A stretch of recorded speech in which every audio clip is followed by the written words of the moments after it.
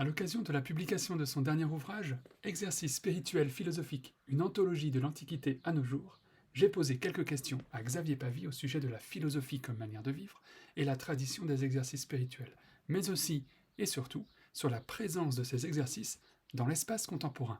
C'est parti. Alors, je suis Xavier Pavie, je suis professeur à l'ESSEC et je suis chercheur associé à Nanterre dans l'Institut de recherche philosophique. Et je travaille sur la notion d'exercice spirituel depuis de nombreuses années, une vingtaine d'années peut-être, peut-être même plus que ça. Si l'on regarde la façon avec laquelle j'ai commencé à étudier la philosophie et être confronté à la philosophie, et l'intérêt de la pratique des exercices spirituels, ou en tout cas la façon avec laquelle l'Antiquité m'a d'abord attiré, c'est avec la confrontation du livre de Diogène Laërce, Vie et sentence des philosophes illustres. Et dans ce livre-là, je trouvais qu'il y avait à la fois de la théorie et à la fois de la pratique. Et c'est effectivement ce qu'a fait Diogène Laërce, puisque son livre est une collection d'anecdotes, de théories, de développement, de discours.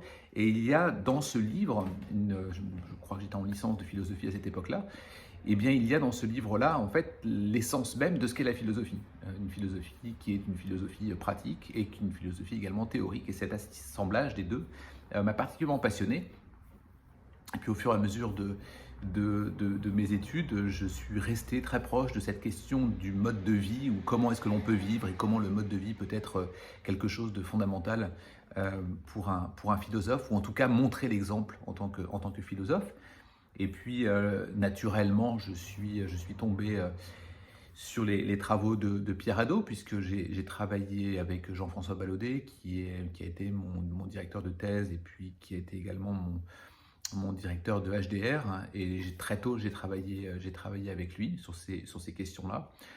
J'avais eu également l'occasion de rencontrer Pierre Hadot, et ce courant-là, à travers Jean-François, Pierre Hadot et d'autres encore, Philippe Hoffman notamment, eh bien, font que j'ai travaillé sur ces travaux de la philosophie comme manière de vivre et les exercices spirituels philosophiques en particulier.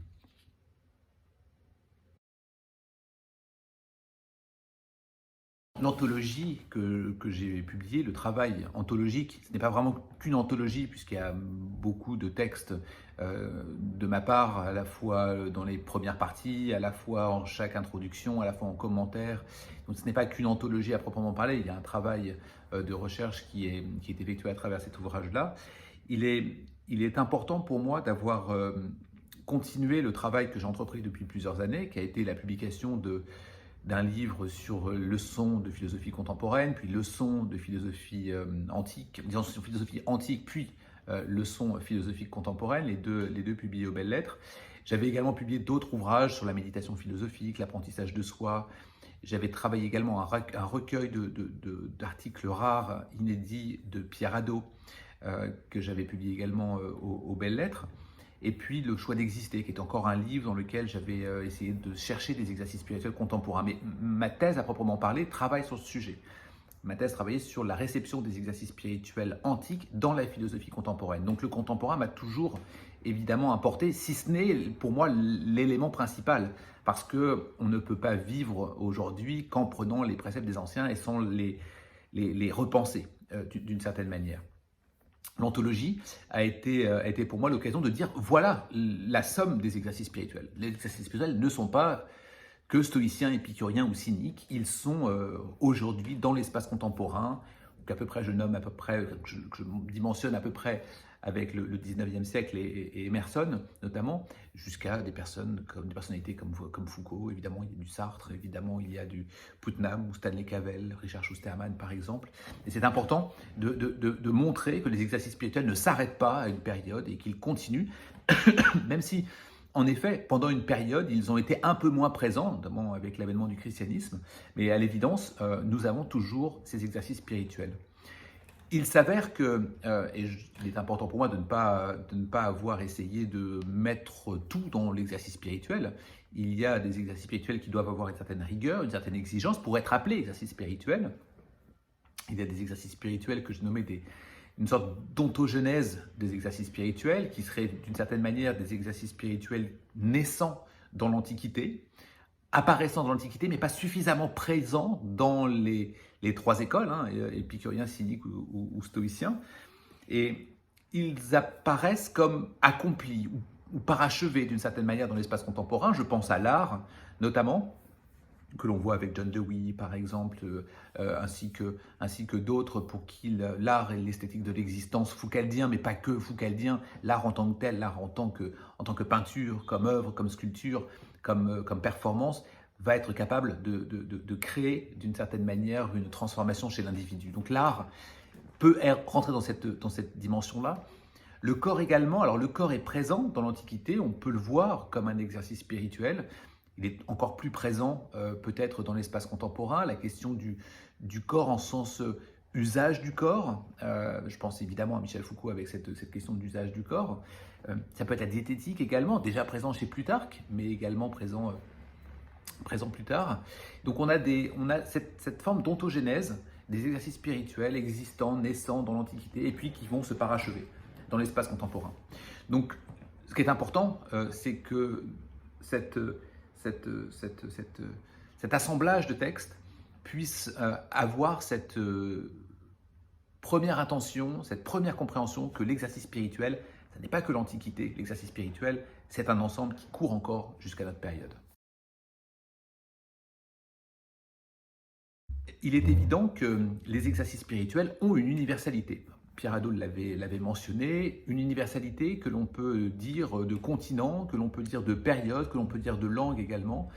Et il est important qu'il y ait ces textes fondateurs qui sont ceux des épicuriens, des stoïciens ou des cyniques, et qu'ils soient présents comme ceux qui ont d'une certaine manière montré la façon avec laquelle ça va pouvoir exister. Alors il y a même avant ça, hein, il y a Homère, je cite cette très grande phrase très connue qui est « patience mon cœur », qui serait un exercice, qui serait peut-être le premier exercice spirituel écrit, pensé, avec cette notion où on va parler le langage qui va s'adresser physiquement à notre cœur. Et cette dimension va mentionner d'une certaine manière un début de mais ça veut dire que je peux me parler à moi-même, ça veut dire que je peux essayer de m'améliorer, ça veut dire que je peux demander à ce que mon cœur soit plus patient. Alors on sait pourquoi, hein, c'est Homère dans Ulysse, les cyclopes qui ont enfermé Ulysse, et Ulysse doit attendre, et il se demande évidemment à lui-même d'être patient. C'est bien avant les cyniques, c'est bien avant les épicuriens ou les stoïciens, c'est déjà présent. Et cette dimension-là n'est pas moins vraie aujourd'hui, ça existe toujours, c'est toujours présent. Mais il y a un ensemble. Il y a un ensemble, et cet ensemble-là, c'est effectivement avec les exercices contemporains, et ces exercices contemporains ont toute leur légitimité, pas plus ni moins que les anciens, et donc pour une fois, en tout cas, on a maintenant dans un seul et même recueil, un seul et même ouvrage, cette histoire des exercices spirituels, cette pensée, cette lignée des exercices spirituels, dont on voit l'évolution, on voit les différentes approches également. On sait que les exercices spirituels vont avoir différents axes en fonction des écoles. Et bien, on le voit de manière assez claire, je l'espère, dans cet ouvrage. La reprise des exercices spirituels antiques dans l'espace contemporain, moderne et contemporain, est possible si nous respectons ce que sont les exercices spirituels. L'exercice spirituel n'est pas du développement personnel. L'exercice spirituel n'est pas pardon d'utiliser un terme tel que celui-là, mais motivational speech. Vous voyez ce que je veux dire, dans le fait qu'il y a des éléments qui seraient comme des slogans que l'on porterait, que l'on mentionnerait pour encourager, défendre et motiver les individus. Ça n'est pas ça. Et bien qu'il y ait une grande reprise des exercices spirituels ou des citations d'exercices spirituels dans ces cadres-là, ils sont évidemment à bannir, et ce ne sera pas des exercices spirituels, ce ne seront pas utilisés comme tels. Les exercices spirituels, c'est du travail, c'est de l'effort, c'est de l'entraînement, c'est de l'entêtement, c'est une véritable ascèse. Et il y a une dimension très importante de dire le philosophe est celui qui va sur le chemin, il est celui qui n'a pas atteint la sagesse, c'est celui qui est sur le chemin de la sagesse. Eh bien, ce philosophe-là sait qu'il est en train de s'exercer, de s'entraîner, d'essayer de faire en sorte d'être meilleur, sans l'être évidemment, mais d'être meilleur. Et cette dimension est importante, on la comprend bien dans cette dimension. Et il y a la pratique autant que la théorie. La théoria et la pratique sont les deux choses qui viennent ensemble. Et il y a une reprise possible dans l'espace contemporain si et seulement si nous appliquons la méthode des exercices spirituels. L'entraînement, le travail, la répétition, qui sont l'écriture, la lecture, la méditation, l'introspection, le dialogue, la diététique, le corps, tout ce qui fait qu'un exercice spirituel est un exercice spirituel, eh bien tout ça, c'est effectivement une ascèse considérable, un travail répétitif qui fait que oui, ça pourra exister encore aujourd'hui et maintenant, mais ça n'est pas de la superficialité. Vous savez, il y avait cette question à propos de Socrate. Combien Socrate a-t-il convaincu d'individus avec toute sa démarche? Et la réponse est cinglante, pas même 1 sur 1000. Parce que tout simplement, ça nécessite ce travail, cet effort. Donc les exercices spirituels sont accessibles à tous, sauf qu'un tout petit nombre cherche à y accéder vraiment. C'est assez clair, l'université a sa part pleine et entière à travers la théoria, la théorie, le discours, l'élaboration de textes, la réflexion. Et en tant que tel, l'étude de texte peut d'une certaine manière s'assimiler à un exercice spirituel. Et on peut le comprendre parce que la capacité de travail, de concentration, d'élaboration, le temps, le défi qui est mis peut d'une certaine manière l'être. Alors, ça pourrait être discutable, dans quelle mesure est-ce que ça nous aide à mieux vivre, c'est quelque chose de discutable. Il n'empêche que on pourrait imaginer cela. Mais l'université a au moins toute cette grandeur nous permettant de comprendre qu'il y a une partie théoria, une partie pratique, et il y a une partie théorique, et l'université va s'accaparer cette dimension théorique de manière claire, de manière distincte. Ce travail-là est fondamental. Et quelqu'un qui voudrait mettre en place des exercices spirituels ne pourrait pas faire sans l'université. Autrement dit, l'université nous montre le discours, je vais le caricaturer un peu, mais on pourrait presque dire que c'est l'endroit où on va prendre les cours et ensuite on va se comporter dans la vie civile. Donc, elle est fondamentale évidemment dans ce discours, dans ce dispositif d'exercice spirituel. Lorsque l'on va lire un texte, on va essayer de le comprendre, on va essayer de comprendre ce que veut dire évidemment l'auteur. Ça ne signifie pas qu'il va avoir des conséquences, des résultats sur nous, que l'on va avoir d'une certaine manière une articulation pratique et qui va nous bouleverser, nous changer notre mode de vie. Ce qui veut dire que lire correctement des exercices spirituels, ça signifie, prenons la lettre à Ménécée, d'Épicure par exemple, c'est la lire, pas qu'une fois, c'est à dire une fois, 2 fois, 3 fois, peut-être toute sa vie. Les pensées de Marc Aurèle aussi, c'est sans cesse. Quelqu'un ne peut pas dire je passe à autre chose. Les pensées de Marc Aurèle se lisent et se relisent. Tout n'est pas à relire, évidemment. Mais cela, oui, parce qu'ils sont les textes des maîtres. Et les textes des maîtres, la lettre à Ménécée, j'y reviens, on prend forcément des notes, on essaie de le comprendre. Et puis, ce texte est à mettre en perspective avec les 2 autres lettres, au moins, que l'on a retrouvées d'Épicure.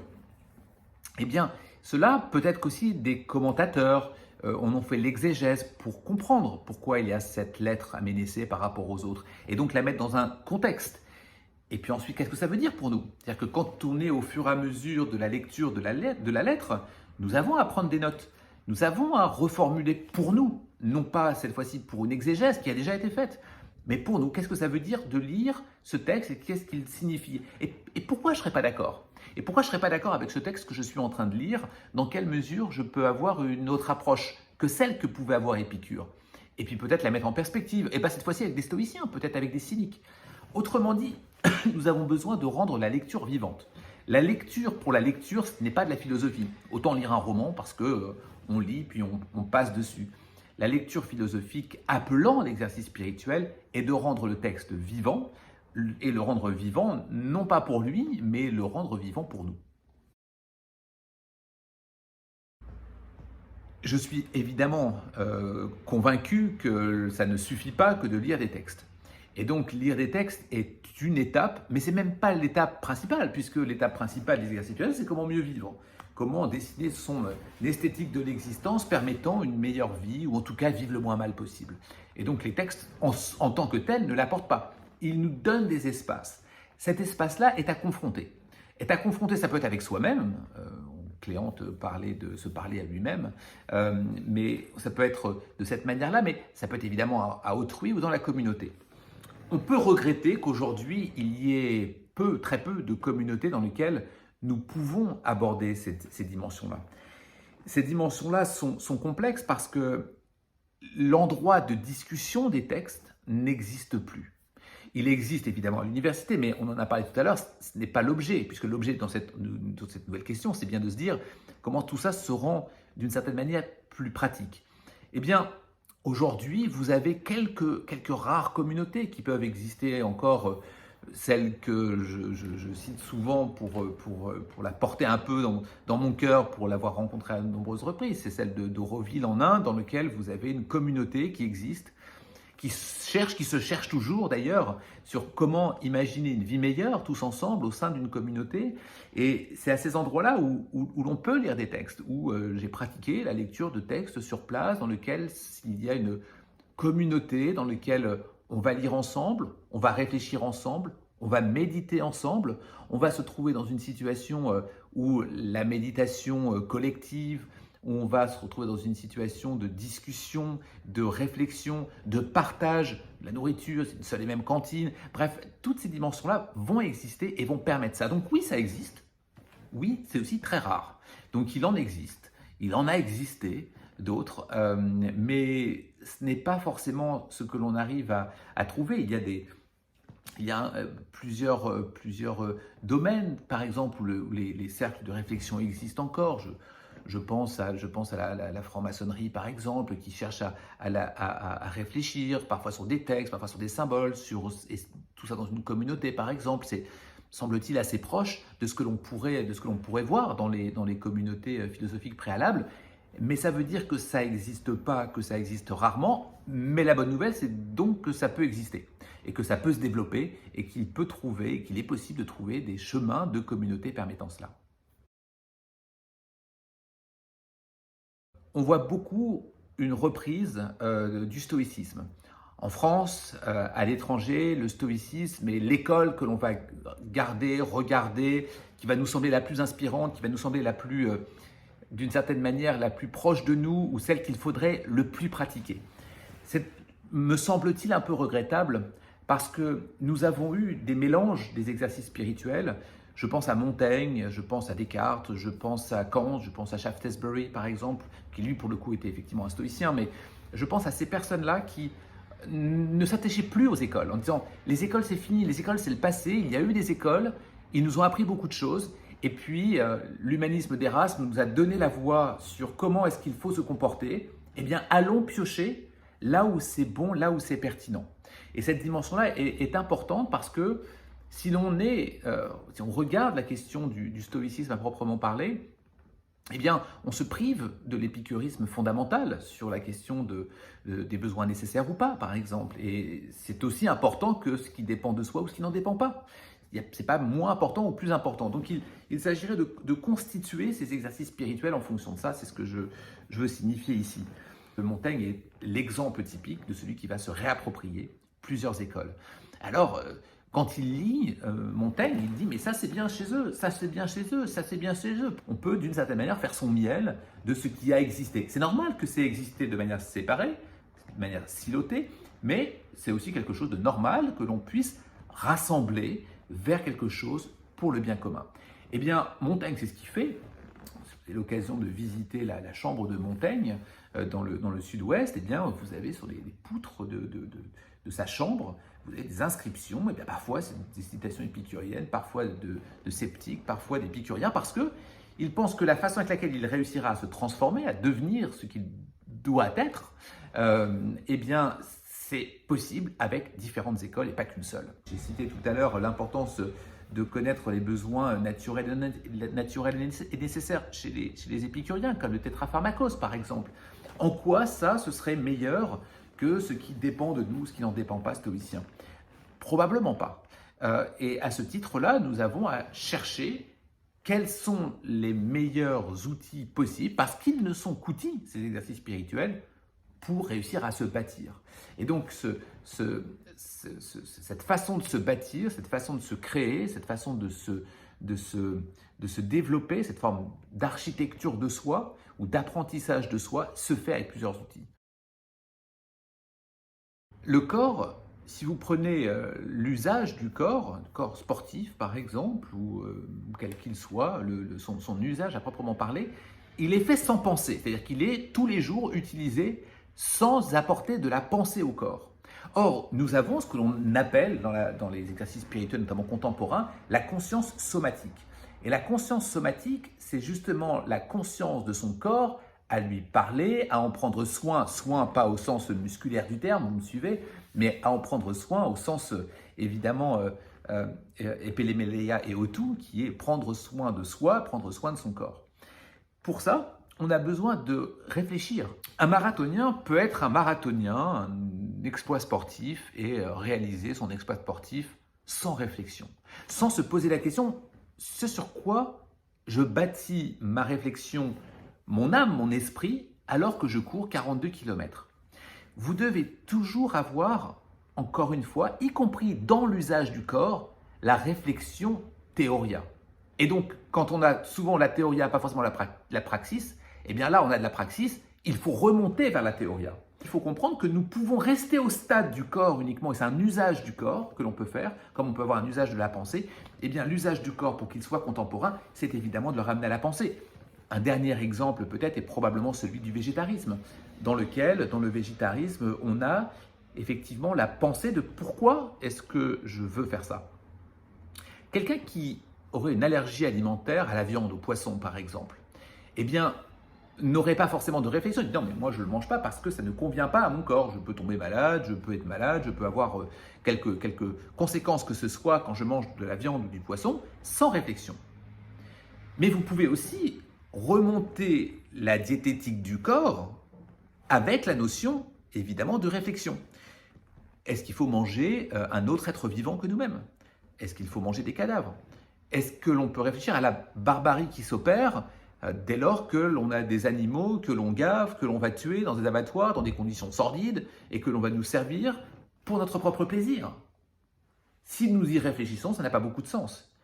La diététique et l'usage du corps ne peuvent pas s'asseoir sur la question de la théorie de ce pourquoi je mange comme ça, je bois comme ça, j'agis comme ça avec ce que j'ingurgite dans mon corps. Je ne parle pas de questions de santé à proprement parler, je parle de questions de réflexion que je fais lorsque je s'articule d'une certaine manière mon corps avec mes pensées, ou je ne le fais pas, et c'est évidemment ce que je regrette, parce que je pense que les deux doivent être liés, le corps et l'esprit. Comment j'utilise le corps, comment l'esprit va être mêlé à cela. Une phrase de la Comédie Française qui est intéressante à ce titre-là, c'est « soi-même et ensemble ». Soi-même et ensemble signifie qu'il y a de l'individu dans le collectif. Et l'individu doit évidemment se développer en permanence. Et quand je cite par exemple, comme dans les exercices spirituels, quelqu'un comme Ralph Waldo Emerson, qui développe le concept d'individualisme, il n'est pas en opposition au collectif, à autrui. Il dit simplement, moi comme individu, je dois réussir à me développer. Et je dois me développer sans forcément attendre ou en prenant appui sur les autres. Je peux être en développement avec les autres, en me nourrissant des autres, mais pas en m'appuyant sur les autres, pas en étant supporté par les autres. Et avec Emerson, on a cette dimension qui est importante parce qu'il va non pas s'opposer au collectif, mais il va dire vous avez la responsabilité de vous-même. Autrui permet évidemment la construction de soi. Et quand on parle, par exemple, de citadelle intérieure avec Marc Aurèle, Pierre Hadot qui va noter ça avec Marc Aurèle, eh bien, on a justement la capacité d'être nous-mêmes, de fabriquer cette forteresse. Et cette forteresse n'est possible que parce que l'autre va m'accompagner à cela. Mais il faut faire très attention. Plus exactement, je dois constituer ma citadelle intérieure, ce qui me permet de sortir. Parce que l'autre peut être négatif, peut être nuisible, peut être bienveillant, peut être malveillant, peut nous encourager, peut nous décourager. Eh bien, nous avons besoin de cette citadelle, d'être nous-mêmes, cet individualisme peut-être que l'on peut voir avec Emerson, et cet individualisme qui va nous constituer comme individus, d'accord, me permettra de me confronter à l'extérieur. Si je ne le fais pas, alors qui vais-je être? Et d'une certaine manière, est-ce que je ne vais pas être influencé ou être quelqu'un d'autre? Ou finalement me retrouver dans une situation où je vais pas penser par moi-même, mais faire ou dire ce que les autres ont pensé pour moi. Sans citadelle intérieure, sans individualisme, vous ne pouvez pas articuler votre vie avec les autres. Dans cette dimension de perfectionnement de soi et de la cité, évidemment, c'est fondamental chez Platon. Si vous voulez, vous n'arriverez à transformer la société que si vous vous transformez vous-même. Donc, le rôle du philosophe, c'est d'aider tout un chacun à se transformer. On se transforme, tout un chacun, et tout un chacun, nous allons transformer la cité. Donc, pour ça, on a besoin de soi, on a besoin des autres. Et l'un et l'autre vont en permanence se répondre.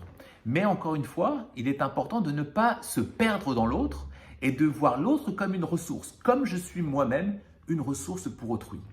Et sans ça, ça ne fonctionne pas. Emmanuel Lévinas l'explique bien, la question et le rôle du visage de l'autre permet d'exister. Et cette existence à travers le regard de l'autre fait que l'individualisme seul ne pourra pas fonctionner.